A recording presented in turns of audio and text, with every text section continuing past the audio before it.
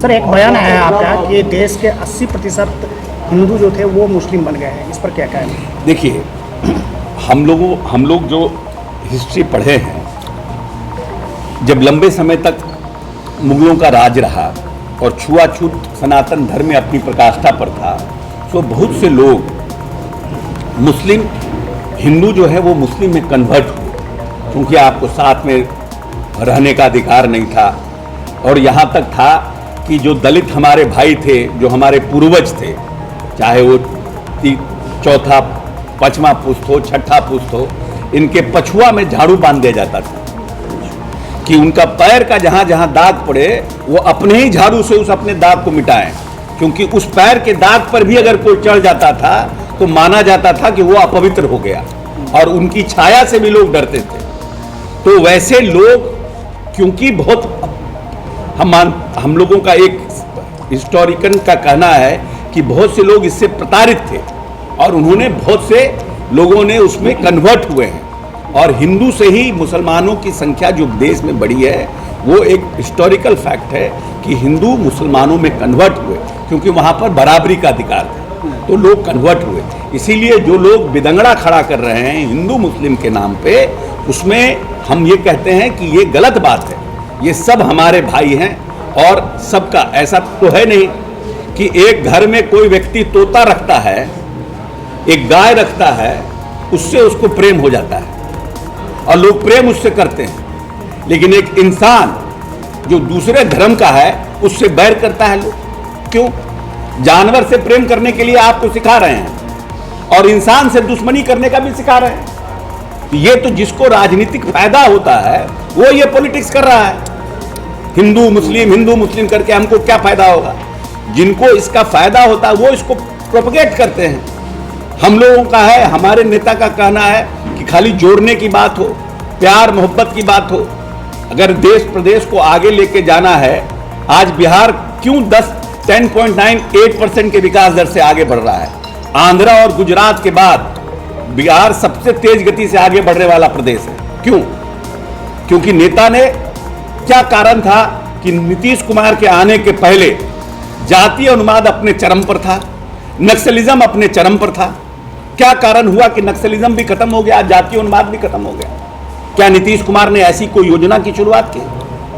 नीतीश कुमार ने ऐसा कोई एंटी नक्सलिज्म को स्कीम चलाया, पुलिस पर एक्टिविटी को बढ़ाया? लेकिन क्यों खत्म हो गया? क्योंकि नीतीश कुमार ने कोहेसिव एटमॉस्फेयर में डाउन टू डाउन तक पॉलिटिकल इंपावरमेंट को ताकत दिया। जब उन्होंने अति पिछड़ों को, दलितों महादलितों को पंचायती राज चुनाव में व्यवस्था की और उनको खुद इंपावर्ड किया पंचायती राज व्यवस्था में, थर्ड जो हमारा तीसरा टियर है उसको जब उन्होंने अधिकार दिया तो लोगों को लगा कि ये हमारे पास डायरेक्ट पावर आ रहा है। उसके बाद नक्सलिज्म भी खत्म हुआ, जातीयता भी खत्म हुई।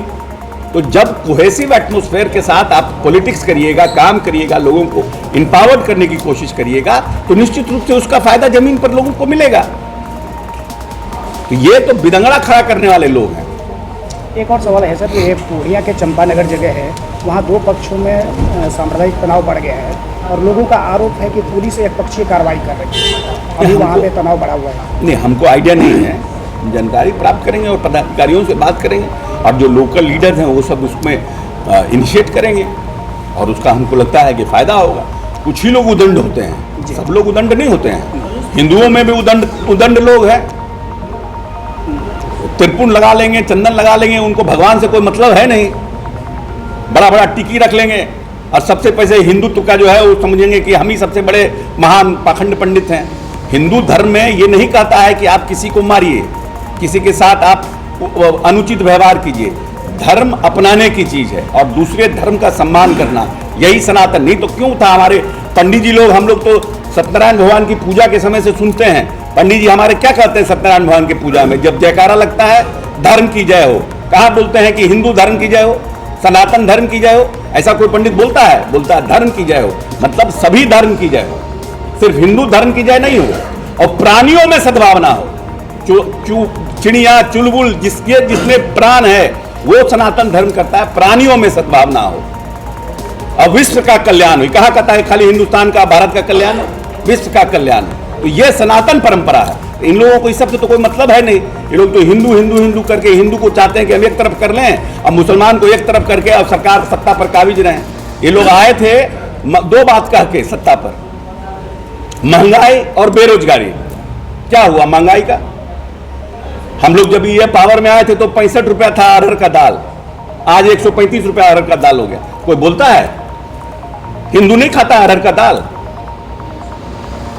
जब 500 रुपया सिलेंडर था तो इस सर पर सिलेंडर लेके घूमते थे, धरना प्रदर्शन करते थे भारतीय जनता पार्टी के बड़े बड़े नेता। आज सिलेंडर 1100 रुपया हो गया। सिलेंडर पर कोई बोलता है? लेकिन भगवान राम लला के 22 तारीख को जनवरी को हो रहा है, उस पर जरूर बोलेगा। तो गैस का सिलेंडर खाली मुसलमान यूज करता है, हिंदू नहीं यूज करता है। इस पर क्यों नहीं बोलते हैं? जो मिडिल क्लास का, जो पूरे देश का जो मिडिल क्लास है, जो सैलरीड क्लास है, उसका तो इन लोगों ने कमर तोड़ दिया है, लेकिन इसके ऊपर कोई नहीं बोलेगा।